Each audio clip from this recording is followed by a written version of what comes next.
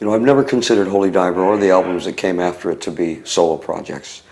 I think because the name of the band is Dio, that everyone assumed that with my incredible ego that I must have called it that because I'm very egotistical, but that's not true.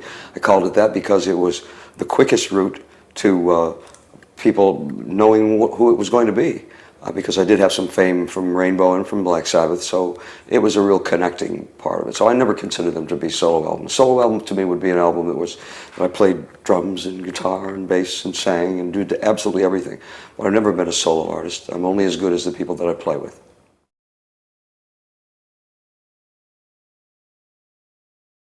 It was never in my mind to call it Dio from the get-go. It was always to call it, you know, the floor or the ceiling or the Klieg light or what. It didn't have a name really. Never considered calling it Dio because again, I'm not that kind of an egotistical person. But my manager, who was my wife at the time, Wendy Dio, said, "Why don't you call it Dio?" Yeah, that makes sense, doesn't it? Okay, and that's just how it came out. It just seemed apropos, simple, and that's what we're looking for. Some simplicity, I think.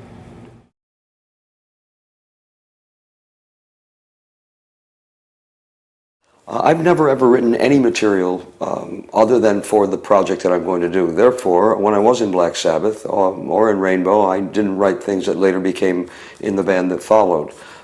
So I've never done that. I thought that was always unfair and very selfish. And again, being a team member, I've always felt myself part of a band.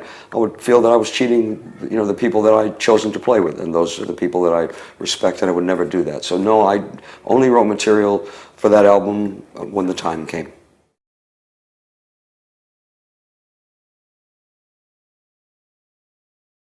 Well, Holy Diver was the first song that I wrote for what was going to become the Holy Diver album.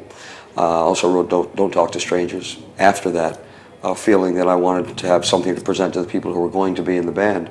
And that's exactly what happened, and was very fortunate that we did have them, else it would have been a lot more difficult, I think. But at least there was some semblance of rules to follow now.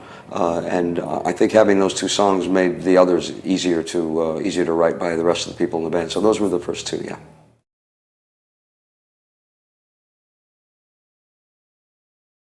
We never really did a demo. We didn't do a demo for these songs, for Holy Diver or Don't Talk to Strangers, because we were still trying to choose musicians. And the first musician that I had with me was Vinny Appice, who was the drummer with me in Black Sabbath.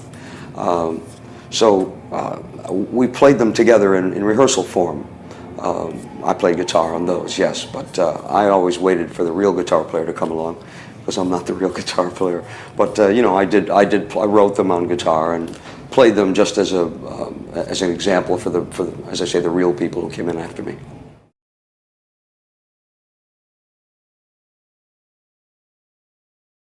Jake Lee was one of the people that we were considering to be in the band.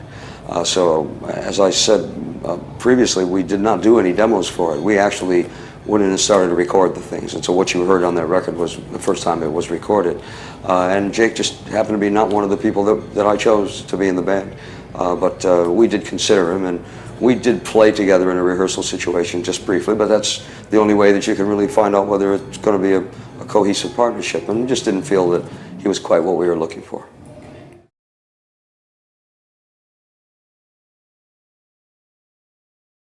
Choosing the musicians in the band was easy initially because it was Vinny and myself. So I had a drummer. That was very important to me. And Vinny was my best friend in the band in Sabbath. And he's a great musician. I knew it was all going to work. He was very supportive. And he was out of work too, because when I left Sabbath, he left with me. Or I guess there's a better explanation for that one. We'll leave that one alone. We're not talking about them. Because I'd worked with British guitar players for such a long time, a la Ritchie Blackmore in Rainbow, Tony Iommi in Black Sabbath, and I just really loved the way British players played. I thought that they once again reinformed the American public as to how it should be done. So I wanted to go back there again. So Vinny and I flew over to London and looked for about a week for some players. Couldn't find any, went to clubs, went to the Marquee and a few other places, listening to bands, and just didn't hear anything that we liked at all. At that point I contacted the man who became our bass player, a guy that I had worked with before, Jimmy Bain, who played with me in Rainbow. And he said he had a couple of guitar players that he knew, and would he like me to bring him me a tape? I said, yes, please, and he did. And the two guitar players were John Sykes, who then went on to play with Whitesnake and played with Thin Lizzy and then his own band, and Vivian Campbell, who became our guitar player. Vivian, I just loved the way he played. He was very young. He was only 19 years old, and he just had that specialness about him. I mean, John was a great guitar player and still is, of course, but there was something really special about Viv, especially since he really was unknown. I liked that, too. So Jimmy enlisted himself as the bass player without even asking. That was okay. It worked. And we then called Vivian, who is Irish, who was living in Belfast, just outside of Belfast. And he flew down the next day. We got a rehearsal hall together, rehearsed for 2 days, introduced the songs to him that we had written, Holy Diver and Don't Talk to Strangers. And it was just magic. It worked right away. So we did the second day just in case. Didn't really need any more than an hour to play with him before we knew that this was going to work. And asked, you know, Viv and Jimmy would they like to be in the band, and they both said yes. And virtually 3 days later, they were both in Los Angeles, and we started the project. That's how we found them.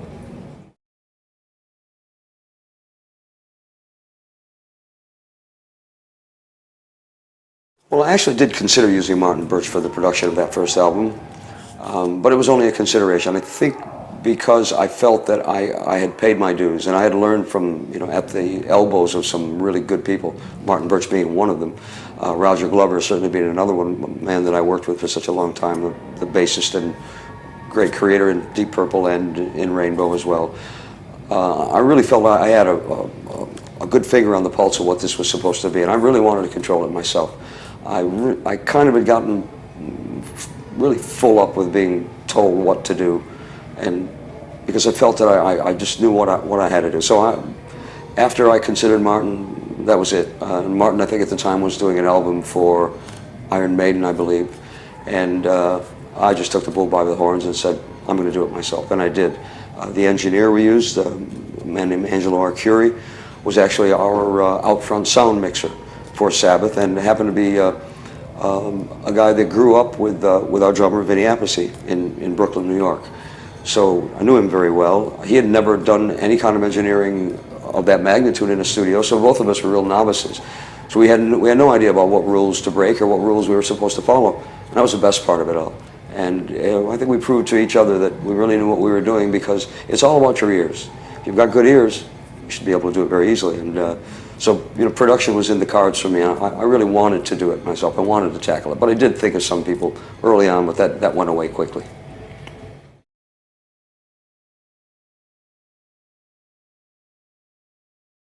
We decided to do things in production our own way. And with the drums, we built a room of plywood, backing the drums onto the window of the control room, and completely encased them with a roof and sides of plywood and a hollow wooden floor. And it just gave us a sound that was unbelievable, so live and, again, untested because we didn't know what we were doing. But as I said before, it was all about ears. So yeah, it was an unusual way to do it. I hadn't seen anyone do that before. So, you know, we didn't know any better, but that's what we did.